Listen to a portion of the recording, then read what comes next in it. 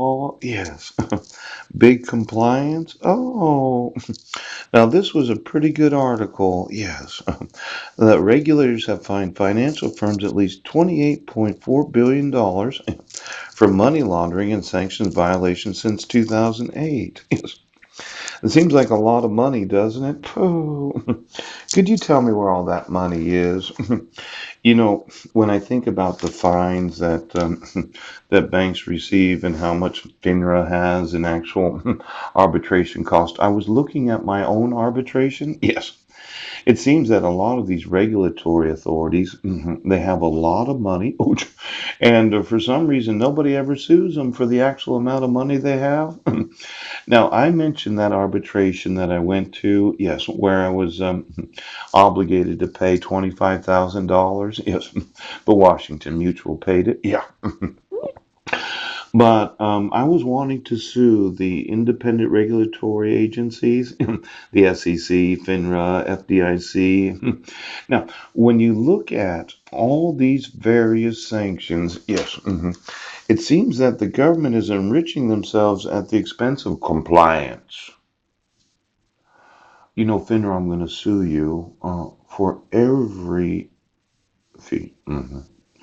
Now, get me, yes, the amount of money, right, $28.4 billion for money laundering. Compounding financial crime, central compliance enforcement has tightened since.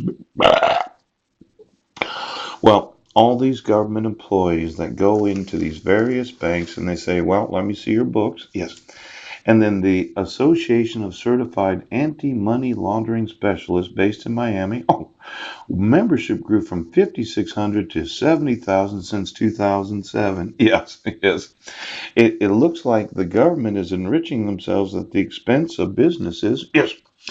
I just want to know, yes, of all of those that belong to the Associated Certified Anti-Money Laundering. See, I had to do a lot of AML training. Yes. And when I was a stockbroker, as well as when I was a commodity trading advisor, yeah, they really put the cold kibosh in money laundering. Yes, and British banks and AML spend 6.5 billion, and according to the Financial Conduct Authority.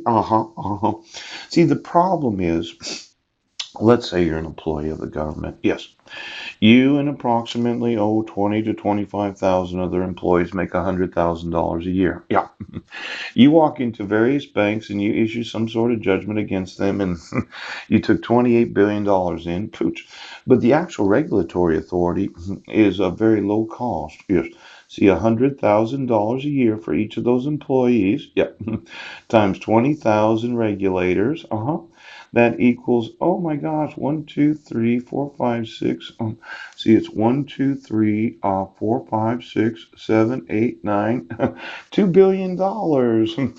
And well, it's a for-profit industry to find right now.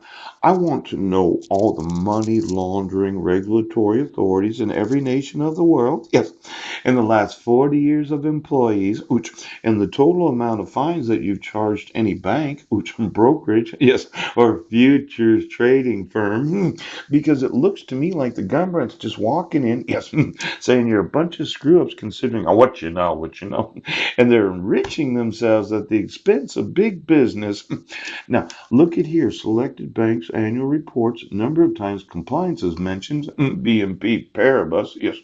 Now, you mentioned it 250 times, and that's one of those Spanish companies? Yeah. Could you get me the actual employees of them? And Credit Suisse. It's like you're trying to convince people that you are not money laundering. Okay, it's in the annual report. We are not money laundering. But my thought was that the government keeps employing people at $100,000 a year to go in there and say you are.